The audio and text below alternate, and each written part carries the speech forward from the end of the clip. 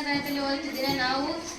ನಾವು ನೀರು ಕೊಡದ ನಾಡಿನಲ್ಲಿ ಈ ಪಾಠಕ್ಕೆ ಸಂಬಂಧಿಸಿದ ಜಾಹೀರಾತನ್ನು ಮಾಡುತ್ತಿದ್ದೇವೆ. ಮಡಿಕೆಂದ ಬಂದು ನೋಡ್ಲೆ ಬಾ ಆಸ್ಪತ್ರೆಗೆ ಬರೋಣ. ಡಾಕ್ಟರ್ ಯಾಕೆ ಭಾರಿ ತಿಂಡಿ ಆಗ್ತೈತೆ ನೋಡಿ ಡಾಕ್ಟ್ರೆ. ಏನಾಗಿದೆಪ್ಪ ಡಾಕ್ಟ್ರೆ? ಮೈಯೆಲ್ಲ ಯಾಕೋ ತಿಂಡಿ ಏನು ಊಟ ಮಾಡ್ಬಿಂದೆಪ್ಪ? ಒಳಿಸಮ್ಮ.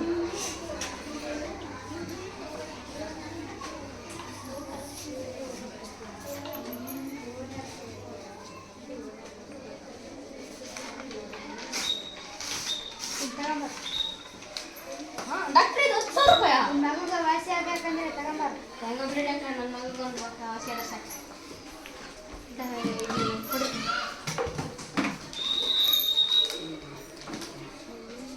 ಇವಾಗ ದಿನ ಹಚ್ಚಿ ಅಲ್ಲೇ ಹೋಗಂಗ ತಗ.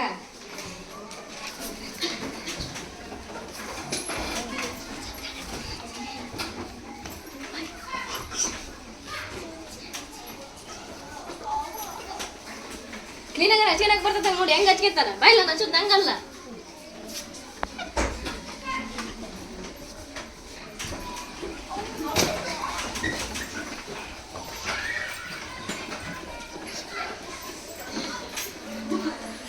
ಹೋಗಿ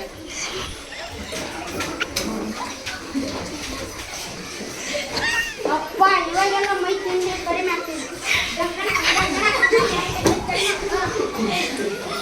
ಅಪ್ಪ ಅಪ್ಪ ಮತ್ತೆ ಮೈ ಯಾಕೆ ತಿಂಡಿ ಹಿಡಿತಿದೆಪ್ಪ? ಬರೀ ಎಂತ ಮಾಡ್ಕೊಂಡ ಬಾಯಿ ಸ್ನಾನ ಮಾಡ್ತೀನಿ.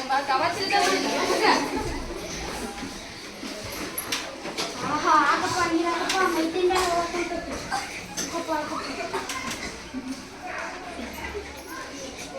ಹಾ ಅದಕ್ಕೆ ನೀವು ದಿನ ಸ್ನಾನ ಮಾಡು ಅಂತ ಹೇಳೋದು. ವಾರಕ್ಕೆ ಸ್ನಾನ ಮಾಡೋದಂಗೆ ಮಾಡಿದ್ರೆ ಹಿಂಗೆ ಆಗೋದು. 24 ದಿನ ಮಾಡ್ತಿಲ್ಲ.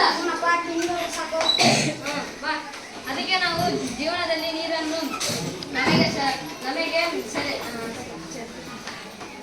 ನಮಗೆ ಸರಿ